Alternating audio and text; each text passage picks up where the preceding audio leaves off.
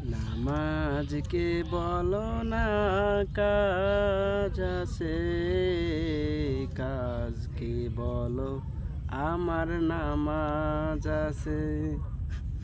দোস্তেরা অভিনয় করো শাহরুখ খানের। নামাজকে বলো না কাজ আছে, কাজকে বলো আমার নামাজ আছে। অবশ্যই।